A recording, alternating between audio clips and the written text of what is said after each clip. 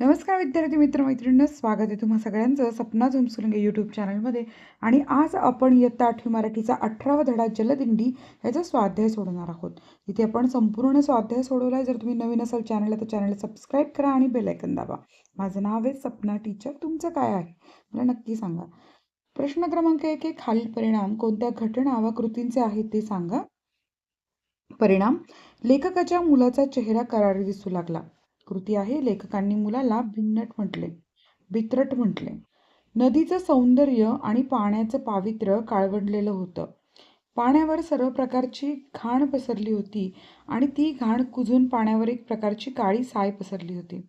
इतर लोक आपली घृणा विसरले. तर याची कृती होती, डोळ्यासमोरची जलपर्णी आणि तरंगता कचरा सगळ्यांनी बाहेर काढला. प्रश्न क्रमांक 2 आहे, खालील आकृती पूर्ण करा. पाण्यातील प्रदूषित घटक: प्लास्टिक पिशव्या, वाढलेली जलपर्णी, काळे पडलेले खडक आणि दलदल झालेली काठावरील माती. प्रश्न क्रमांक 3 आहे, लेखकाच्या मते भूतकाळात केलेली चूक कशी सुधारायला हवी होती या संबंधीच्या घटनाक्रमाचा ओघ तक्ता बनवा. उत्तर: नदीकाठचा विशिष्ट रुंदीचा पट्टा वनराईसाठी राखणे. 2. सांडपाणी शुद्ध होऊन मिळालेले पाणी झाडाझुडपांना देणे. 3. ते पाणी झाडांसाठी खतपाणी होते, त्यामुळे झाडे फोफावतात. 4. नदीपात्रातून येत शहरात शुद्ध हवा पसरणे. प्रश्न क्रमांक 4, पालखी सोहळा या शब्दातील अक्षरापासून पालखी व सोहळा हे शब्द सोडून 4 अर्थपूर्ण शब्द तयार करा. पाल, लळा, खिळा आणि सोळा. प्रश्न 5 स्वमत लिहा. नदीचे पाणी प्रदूषित होण्यास कारणीभूत असलेल्या मानवी कृती लिहा. उत्तर: पाऊस जर अति प्रमाणात पडत असेल तर जलप्रदूषणाला मोठ्या प्रमाणात चालना मिळते. नद्या त्यांच्या मर्यादेच्या पातळीपेक्षा जास्त जाऊन जमिनीवरील धूळ, घाण, कचरा, टाकाऊ पदार्थ पाण्यात जाऊन नदीचे पाणी प्रदूषित होते. पूर ही नैसर्गिक परिस्थिती जलप्रदूषणाला कारणीभूत ठरते. भरघोस पीक येण्यासाठी मोठ्या प्रमाणात रासायनिक खतांचा वापर होऊ लागला. जास्त पिकाच्या हव्यासापोटी अधिकाधिक रासायनिक खते वापरली जाऊ लागली. खतांची अतिरिक्त मात्रा शेतात जमिनीवर पडते. ती पुन्हा पावसामुळे वाहून नदी, नाले यांना मिळते. नदीचे पाणी प्रदूषित होते. प्लास्टिक, केर कचरा यांच्या जलाशयातील सरमिसळीमुळे प्रदूषण होतेच, पण गणपती उत्सव, विविध गावातील यात्रा, जत्रा यामुळे देखील मोठ्या प्रमाणात नदीचे पाणी प्रदूषित होते. प्रश्न क्रमांक आ, पोहायला येत असूनही लेखकाच्या मुलाला पाण्यात पडण्याची भीती वाटली याचे तुम्हाला समजलेले कारण स्पष्ट करा. उत्तर: आपल्या मुलाला हौसेनं लेखकांनी नौका शिकवायला नेले. होडी चालू झाली आणि होडीचा वेग वाढला तेव्हा ती नौका हेलकावे खाऊ लागली. होडी पलटी होऊन आपण पडू की काय असे त्या मुलाला वाटू लागले. या क्षणी तो मुलगा घाबरला. लेखकांना वाटले की तो पाण्यात बुडल्याला घाबरत नव्हता. लेखकांचा मुलगा पट्टीचा पोहणारा होता. खडकवासला धरणातही पोहण्याचा त्याला आत्मविश्वास होता. मात्र या नदीचे पाणी प्रचंड घाण झाले होते. येथे नाना तऱ्हेचा कचरा, केर कचरा, सांडपाणी, टाकाऊ पदार्थ, मलमूत्र मोठ्या प्रमाणावर पाण्यात सोडले गेले होते. अशा खराब पाण्यात कोणीही पोहणे टाळले असते. खराब पाण्यात पोहण्याची मुलाला किळस वाटली. त्या घाण पाण्याचा त्याला स्पर्श देखील नको होता. म्हणून पोहायला येत असूनही लेखकाच्या मुलाला पाण्यात पडण्याची भीती वाटली. ई, जलदिंडीमध्ये सहभागी झाल्यास तुम्ही कोणती कामे आवडीनं कराल ते लिहा. उत्तर: जलदिंडीमध्ये सहभागी झाल्यास मी साफसफाईचे काम अत्यंत आवडीनं करेन. मला साफसफाई करायला खूप आवडते. तसेच मला पोहता देखील येते. त्यामुळे नदीच्या पाण्यात काम करत असताना कोणता व्यक्ती बुडत असल्यास मला वाचवण्याचे काम मी उत्तम प्रकारे करू शकतो.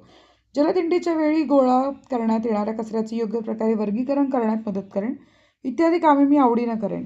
प्रश्न क्रमांक ई, स्वतःचे हात वापर की कचरा काढायला लेखकाच्या आईच्या उपदेशातून तुम्ही काय शिकाल? उदाहरण लिहा. उत्तर: आपण जी कामे दुसऱ्यांना करायला सांगतो ती कधीच वेळेवर पूर्ण होत नाहीत. आमच्या शाळेत वर्गात आल्यावर जर समोर कचरा पडलेला दिसला तर पाटील सर स्वतः कचरा उचलायला सुरुवात करतात. मग वर्गातील सर्व मुले कचरा उचलायला धावतात. अशा प्रकारे कोणालाही उपदेश न करता पाटील सर सर्व कामे करून घेतात. म्हणून लेखकांच्या आईचा उपदेश मला खूप पटतो. बोलण्यापेक्षा कृतीचा प्रभाव जास्त पडतो, हेच खरे. खेळूया शब्दांशी. खालील वाक्यातील काळ ओळखा. जलपर्णी काढण्याचे काम सुरू होईल, तर होईल म्हणून भविष्यकाळ. मदतीचा हात लगेच पुढे आला म्हणून भूतकाळ. त्यांनी मुलाला नौका शिकवण्याचे ठरवले होते म्हणून भूतकाळ. पंढरपूरला लोक चालत जातात आहे. गेले नाही, त्यामुळे जातच असल्यामुळे वर्तमान काळ. खालील वाक्यांचा प्रकार ओळखायचा आहे. पण तसा प्रयत्न यशस्वी होईल का? इथे प्रश्नचिन्ह आहे, प्रश्नार्थी वाक्य. पण एवढं मोठं कार्य, उद्गाराचे चिन्ह आहे म्हणून उद्गारार्थी वाक्य. त्यांना थकवा जाणवत नव्हता, पूर्णविराम हे वाक्याच्या शेवटी म्हणून विधानार्थी वाक्य. कचरा काढायला स्वतःचेच हात वापर, इथे आज्ञा केली आहे म्हणून आज्ञार्थी वाक्य. खालील सामासिक शब्दांचा विग्रह करा.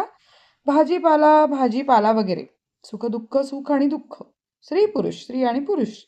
केर कचरा, केर कचरा वगैरे. खालील सामासिक शब्दांचा विग्रह करायचा आहे. नीरस, ज्यात रस उरला नाही तो. दशमुख म्हणजे 10 मुख्य आहेत असा तो.